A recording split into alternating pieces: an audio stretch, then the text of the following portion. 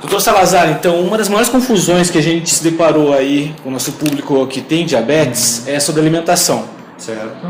Então, a alimentação com fibras é uma alimentação adequada, não só para o diabético, mas para todo cidadão. Mas há alimentos que você acha que eles são saudáveis, que eles são indicados para o diabético e não são. Como é que ele procede? Falando a respeito de alimentação com fibras, assim, o alimento com uma maior quantidade de fibras solúveis e insolúveis é excelente para o diabético. O que não pode ficar na cabeça do paciente é que, por ser um pão integral, uma bolacha integral, que ele possa comer à vontade. Não está isento de ter açúcar dentro desse alimento, né? O açúcar que está contido na farinha, de qualquer tipo de farinha que venha a estar presente nesses pães ou bolachas, né? A vantagem é que essa quantidade de fibra faz o processamento do alimento ser mais lento. Então os açúcares, as gorduras que estão contidos dentro desses alimentos podem ser absorvidos de maneira mais lenta, dando mais tempo para o corpo trabalhar e não dando uma carga muito alta de açúcar muito rapidamente. Vai dando mais progressivamente e com isso a insulina que você produz pelo corpo ou que você injeta funciona mais adequadamente, né? Evitando que a glicose suba tão rapidamente, né? Que é um problema. Então, e essa situação da glicose, de você controlar o seu índice glicêmico. Isso. Há também uma situação um tanto confusa quanto a isso, quanto à periodicidade de você fazer o exame para saber como é que está a sua glicemia, né? Se é diário, se é mensal, se é só quando você vai no médico, se você tem a condição de fazer a leitura por conta própria. Como é que o doutor vê essa situação do... Hoje a gente tem muitos aparelhos de medida de glicose capilar que dão uma precisão muito boa, né? A glicose capilar é quando você faz o teste na ponta de dedo, né? Com agulhas. Por ali você tem geralmente uma diferença entre 10 a 15% do que estaria num exame de sangue colhido na veia, tá? A vantagem da medição é que a pessoa, conseguindo ver o valor que está a glicose ali na hora, tá? ela tem um outro tipo de atitude para o seu cuidado, sabe? Ele é mais cuidadoso, ele consegue prestar mais atenção e tomar a medicação corretamente ou não cometer excessos na alimentação. Quanto maior o número de medidas você fizer, o controle vai ser melhor, sabe?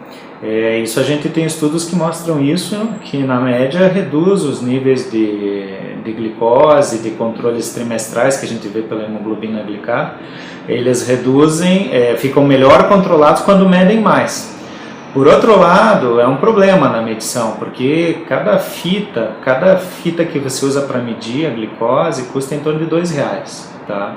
Você medir 6 vezes ao dia, você vai ter um custo de 12 a 15 reais, né? Em média, nos diferentes aparelhos, né? Varia de preço. E isso limita, né, o custo. Então, se você consegue medir uma vez ao dia, excelente. Se medir 2, melhor ainda, sabe?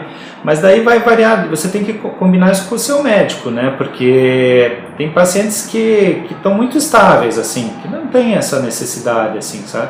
Bom medir, eventualmente, mas talvez não todo dia, se ele só usa comprimido, sabe?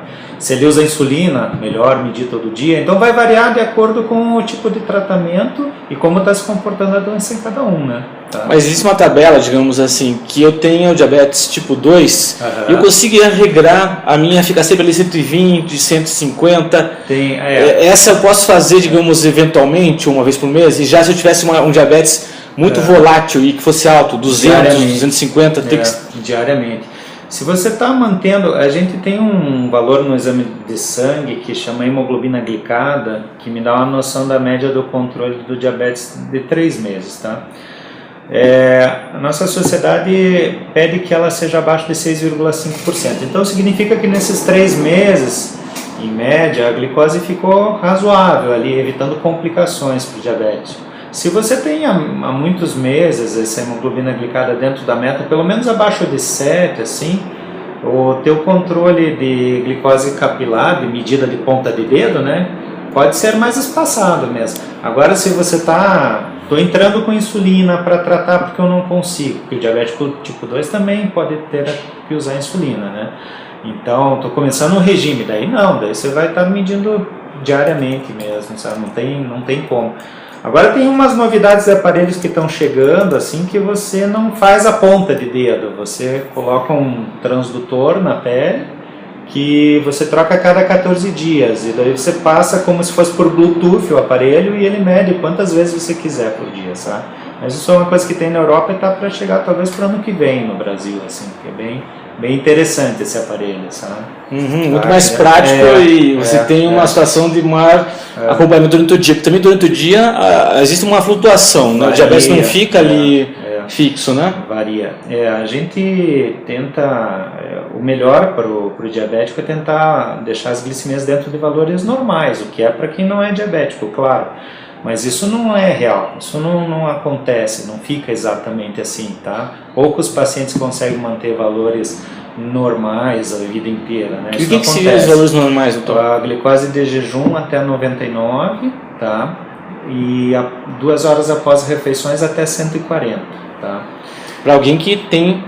Isso é normal, tá? Quem tem diabetes, se você conseguir manter até uns 120 em jejum, e até uns 160, 2 horas após essas refeições, assim, que são valores mais padronizados, a gente consegue evitar as complicações. Se pelo menos 80% do tempo tiver assim, tá, o controle está bom, tá? A gente vai ter aquele valor de hemoglobina glicada que eu te falei dentro da normalidade ali. Eu digo 80% por quê? Porque assim, tem muita situação do paciente está estressado, está com uma infecção, sabe, abusou num fim de semana, que vai dar uma oscilada no valor de glicose, assim, sabe?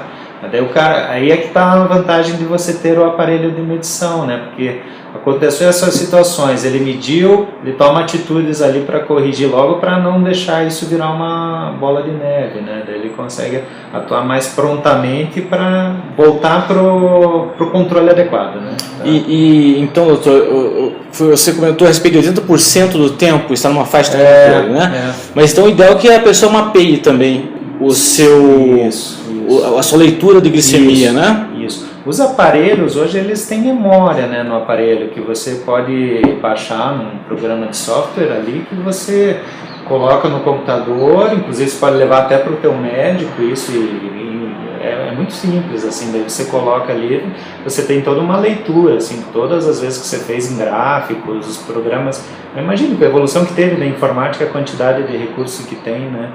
Então dá para você, eu recebo muito controle de paciente por e-mail hoje, assim, sabe? Claro que não substitui a consulta, né? Mas se você vê que a coisa está saindo fora do padrão, o paciente já vem mais cedo para controle.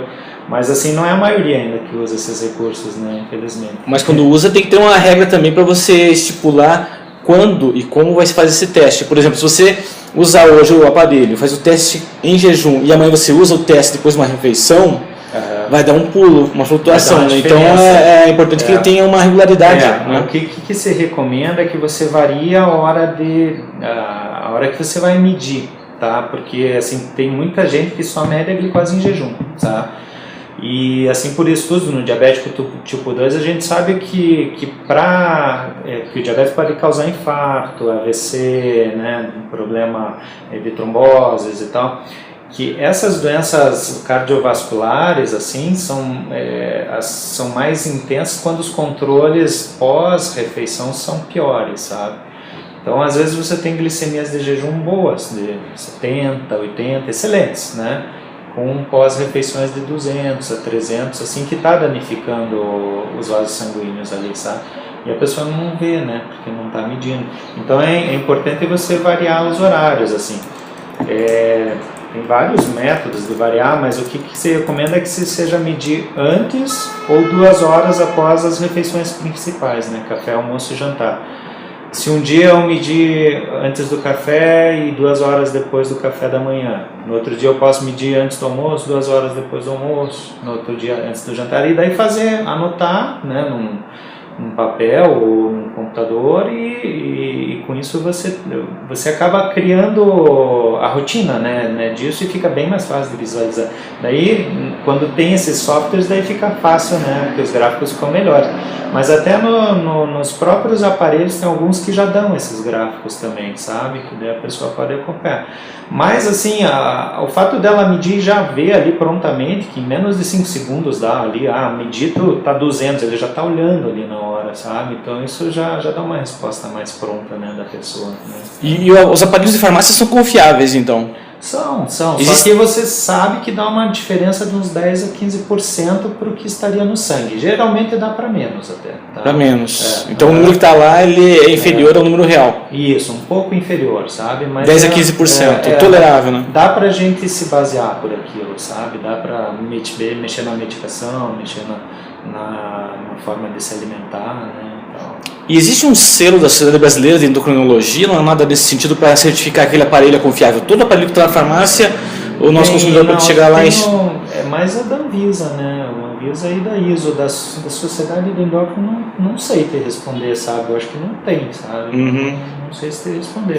Eu acho que tem da própria Anvisa, se não me engano. É confiável. Ou os ISOs, né? Sim.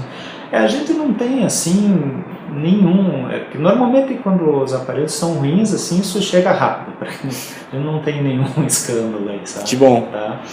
E quando é que tem que usar a insulina, doutor? O diabetes tipo 2 ele é mais controlável, mas quando é que chega um momento assim que, olha, sinto muito, você vai ter que começar a aplicar a insulina? Eu diria que em torno de uns 40% dos tipo 2 acabam alguma vez na vida tendo que usar insulina, ou temporariamente ou continuamente, né? Mas aí quando chegou nesse estágio, né, a gente está numa situação aí em que já é grave demais, né? Porque a oxigenação das células já não está mais acontecendo mesmo nesse momento, né? O que acontece é a morte da célula pancreática, a célula que produz a insulina. O diabetes é uma doença progressiva, né?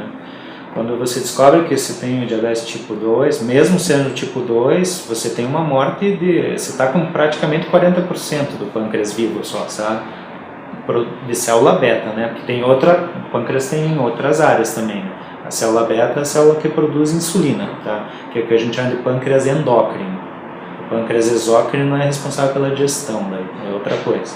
O que morre ali é esse pâncreas endócrino. Então, com o passar dos anos, a gente vai tendo um desgaste maior dessas células, elas vão morrendo. A hora que você não tem mais resposta desse pâncreas, não adianta usar qualquer comprimido oral, sabe? Daí tem que entrar com a insulina, é essa hora, tá? Se você está com... Não é porque está com a glicose... Claro, se você tem uma glicose muito elevada, está com glicose 250 para cima, o paciente com sintomas, você acaba começando com insulina mesmo. Fiz o diagnóstico agora de diabetes tipo 2. Pode ser que eu entre já com insulina, nem que seja por um período, para melhorar mais rápida. E daí depois começar os comprimidos, se for possível, sabe? Mas a meta da gente é deixar a glicose dentro daquilo que eu te falei, sabe? Dentro de um controle adequado para evitar complicações. Se eu estou usando comprimidos e eles não estão me permitindo chegar naquilo, eu entro com insulina, sabe? Não porque a glicose está 180 ou 250 ou 300. Não, é porque não está na meta e eu não tenho mais o que fazer com medicação oral, sabe? Tá? E a função da medicação é diferente da insulina, né? A insulina ela tem a função de fazer com que a glicose entre nas células para transformar em combustível. Isso. E o medicamento, o que ele como é que acha? Hoje, graças a Deus, a gente tem várias classes de medicamentos, assim, um dos primeiros que a gente tem uma ação fazendo a insulina melhorar a sua própria ação, tá? Então, um dos problemas desse desgaste do pâncreas é você, principalmente do tipo 2, você existe além do desgaste do pâncreas, ter a resistência da ação dessa insulina, tá? Isso é bem comum no obeso, tá? A obesidade é uma das causas, causas que levam ao diabetes, né? Então, o cara é obeso, para você conseguir transportar a glicose do sangue para dentro da célula, você precisa de insulina. Só que essa insulina tem que se ligar num receptor. No obeso, essa insulina não se liga direito, como se fosse uma chavinha, assim, sabe? No obeso, esses receptores é como se emperrasse aquela chave. E qual o motivo, doutor? Aí não se sabe, né? Daí é tudo uma atividade inflamatória lá que é mais complicada. Ali, porque não impede a produção, o pâncreas do obeso continua produzindo insulina, né? Não. Daí, só que o pâncreas daí começa a produzir muita insulina, tá? Cria muito. Todo obeso, praticamente todo obeso, produz muita insulina. Se ele tiver um pâncreas bom, ele nunca vai ser diabético. Agora, sim, os 30%, 40% dos obesos vão ficar diabéticos porque o pâncreas vai estafar, sabe? Então ele vai cansar naquela produção, daí começa a morrer as células, sabe? E daí para de produzir tanto, estafou, tá? Então, daí alguns medicamentos agem, inclusive a gente usa até alguns em prevenção, fazendo a insulina melhorar a performance dela dentro desse receptor, sabe? Isso é uma parte. Daí tem outros medicamentos que agem fazendo o pâncreas liberar mais insulina, sabe? Porque ele tem a reserva dele, ele ajuda a forçar ele a liberar, tá? Porque o excesso de glicose também faz o pâncreas diminuir um pouquinho a liberação da insulina. Então é um ciclo vicioso isso tudo, sabe? E daí esses medicamentos eles ajudam o pâncreas a liberar. Tem alguns que ajudam a preservar a célula beta, tá? A célula produtora de insulina. Tem alguns medicamentos que agem promovendo liberação de açúcar pela urina, que são mais novas, é a última classe que tem, que daí com isso também aumenta a perda de peso, que às vezes é interessante para o obeso, né? Tá?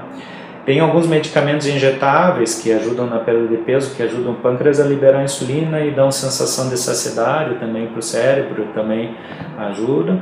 E daí tem alguns mais antigos, que às vezes a gente usa ainda, que são as fenilureias, que servem só para o pâncreas empurrar mais insulina para a circulação, sabe? Tá?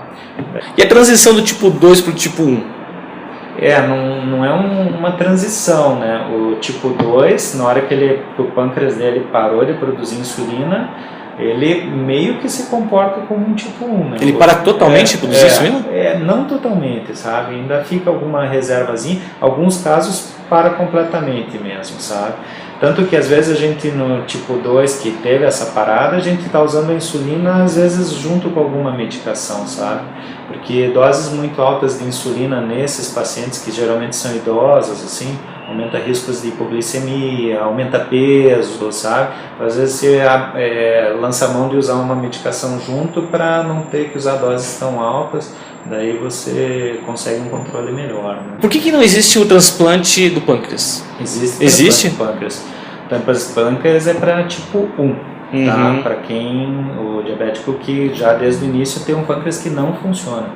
O tipo 2 não, porque o tipo 2, mesmo quando entra com insulina, né, o pâncreas parou de funcionar, porque não vai resolver só pôr um pâncreas que vai fabricar insulina, porque ele vai ter que lidar com a resistência da ação, com aquela história que eu te falei que daí tipo no obeso, então são dois fatores diferentes que só a reposição num novo pâncreas não vai resolver. Mas o pâncreas é complexa a situação de compatibilidade, de doador? É a mesma coisa que qualquer transplante, né? Similar à medula? Não, o de medula é bem melhor, né? É mesmo?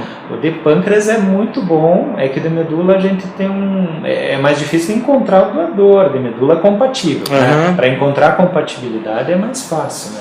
Mas assim, você tem que usar muito imunossupressor, assim, sabe? Que para você fazer, você tem que compensar. São casos mais graves daí, tá? O imunossupressor, o que é? Desculpa. É o remédio que você toma para evitar a rejeição, daí, tá? Que dá uma série de efeitos colaterais, né? Tá? A gente tá com agora, então a gente usa para tipo 1 transplante, tipo 2 não, sabe? Nunca. Não. O tipo 1 a gente tem alguns transplantes de célula bilhota que são grupos de células beta, assim, sabe? Que eles colocam dentro de uma cápsulazinha, então é um transplante bem bacana, só que ainda está em teste, assim, que o que eles estão criando agora é um gel por fora, assim, como que é o nome? Biogel, acho. Estão desenvolvendo, estão precisando de dinheiro para desenvolver isso. Que daí você consegue evitar que as células de defesa ataquem e daí sobrevive. E na hora que isso passar, daí vai ser a modalidade principal de transplante mesmo.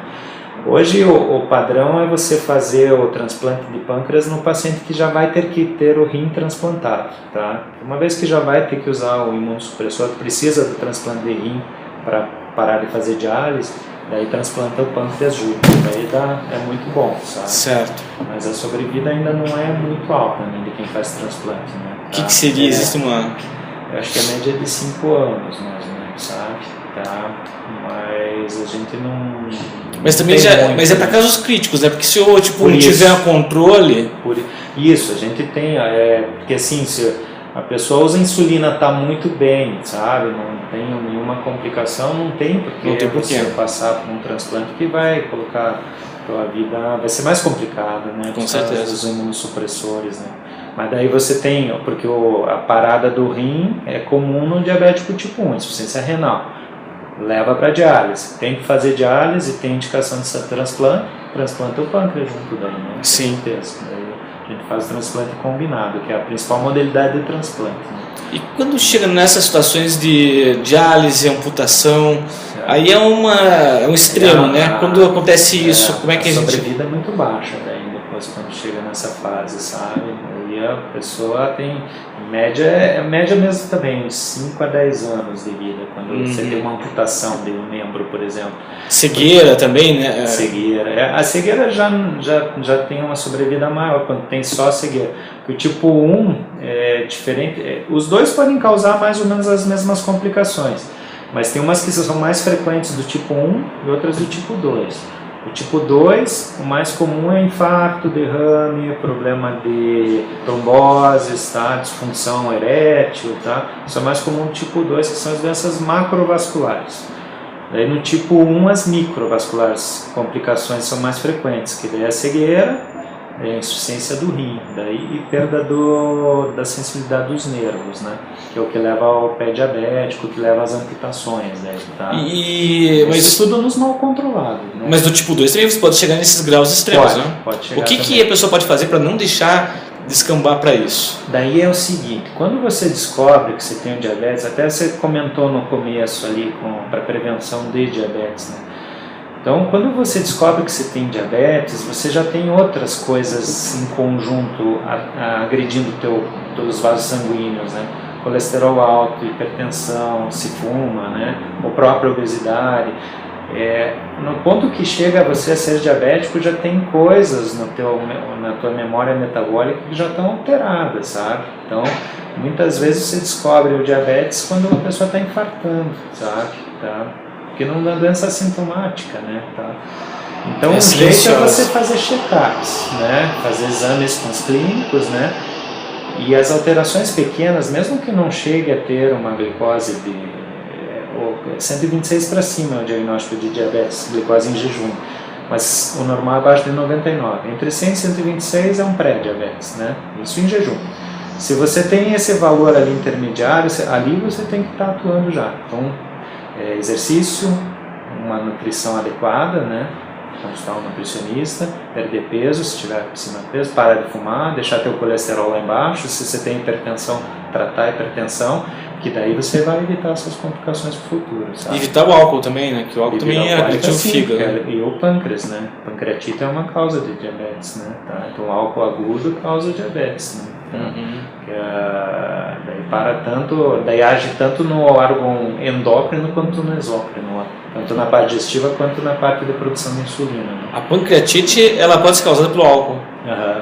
E o fígado também é bastante atingido, e o fígado também o diabetes é fatal. Se o fígado é atingido pelo álcool, daí já tem outra complicação, porque daí já te limita a quantidade de comprimido que você pode tomar também, né? Porque tudo é metabolizado por lá, né? Tá? Complica o tratamento do diabetes. Então eu tenho pacientes com alcoolismo, com cirrose hepática, que eu tenho que usar só insulina, que eu não posso usar outra medicação, tá? Tipo 2, né? Tá? Então é tudo, claro, né? Então ter uma vida saudável assim, é uma exigência do diabético, tá? Para prevenir essas complicações. Que assim, quando você chega numa glicose muito alta, assim, a gente vê que o pâncreas já está detonado, o cara demorar demais para começar a se tratar, eu vou te dizer que a gente deve ser até um pouco menos rigoroso do que o paciente que está começando com o diabetes.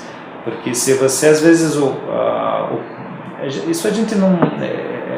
os estudos mostram, mas é uma coisa meio subjetiva, que você vê que se você traz os níveis de glicose muito pro normal, um cara que já está lá na frente do diabetes, já passou anos e não se cuidou, eu vou pegar, vou tratar, vou medicar, vou baixar, deixar tudo zerinho, a glicose fica boa, daí o cara tem hemorragia na retina, porque o corpo dele meio que tinha se adaptado a uma situação ruim, sabe?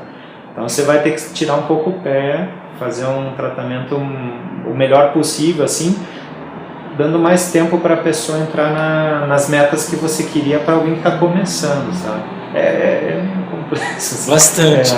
Então, uma última indagação, doutor, sobre o consumo acidental. Porque tem pessoas que acham assim, eu não vou comer chocolate, não vou comer bala, não vou comer doce, mas tem aquela visão assim de que fruta eu posso, natural eu posso. Tem gente assim que daí vai lá e às vezes abusa, sei lá, do mel, né? Quando a pessoa tem açúcar, né? Tem bastante. Quando a pessoa consome isso em excesso... O excesso é o problema, né?